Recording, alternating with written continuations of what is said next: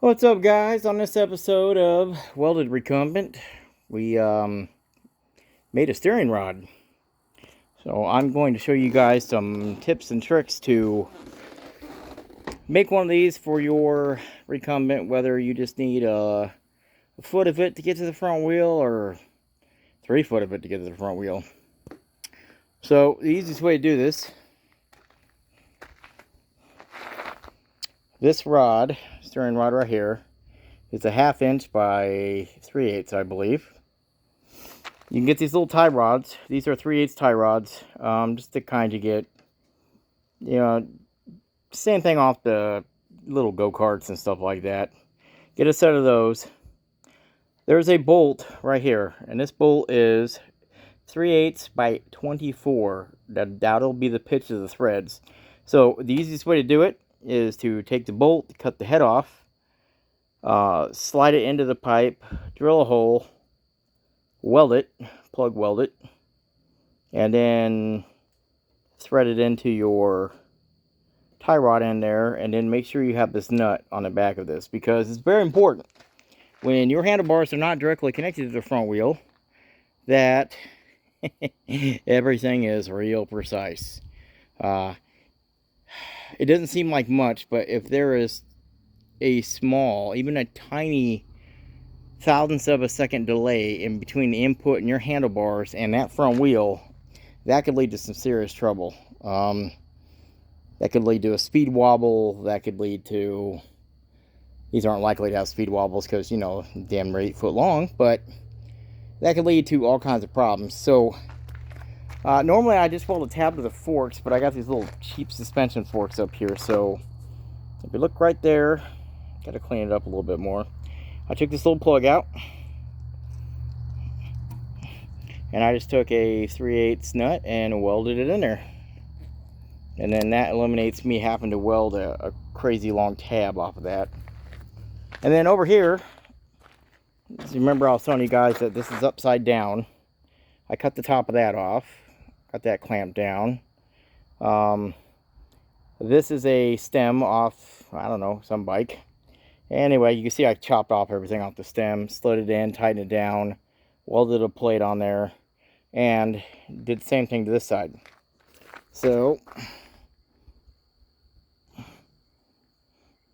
it turns a little further right than it does left. And that's due to some mechanics on how far things stick out. You can get it turn a little bit more, but it definitely gets the job done.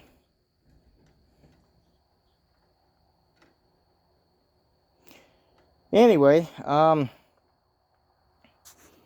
if you guys are going to go this route, I highly recommend using nylock nuts. And I'll give you an example. This right here is not a nylock. It's just sitting there. You see that? And even if you tighten it up a little bit more, you see that little shake? That right there might kill you. So, highly recommend, if you're just going to use regular bolts with their coarse thread, you just get nylock nuts for the back of them. So let me show you something else that'll be a problem.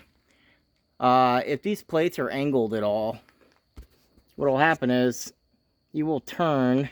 This one I got fixed pretty well, and you can see that the metal barely clears the little tie rod there. So the easiest way to do that, if you don't have a little tiny spacer, is get a washer. Now, my problem is, a lot of times I have a hard time finding washers that fit, and I will end up, as soon as I can get this off there. Oh, I learned this little secret. If you need a thicker washer that's wider but doesn't have all the, width to it, get yourself some locking collars and just squish them flat in your vise or twist them flat, and that'll give you a higher lift, but without all of the width, and that width won't be touching things you don't want it to be touching.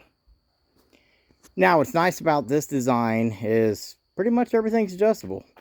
If for some reason you needed the rod to stick up higher out of whatever you're attaching it to, you just get a longer bolt, space it out with some washers, or, you know, get a little 3/8 spacer, cut it in half, and it lifts up. It's adjustable here, here, obviously, and then since this is a stem, you just undo the bolt and it's adjustable up and down there.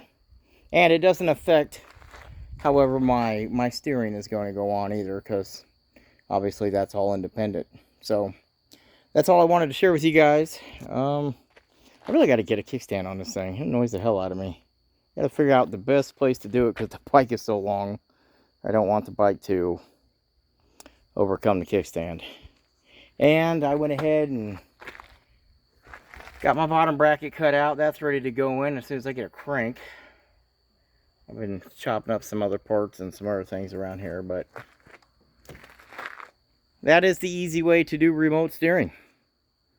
And I have a lot of welding to do. Kickstand definitely needs to go on. Definitely need the cranks.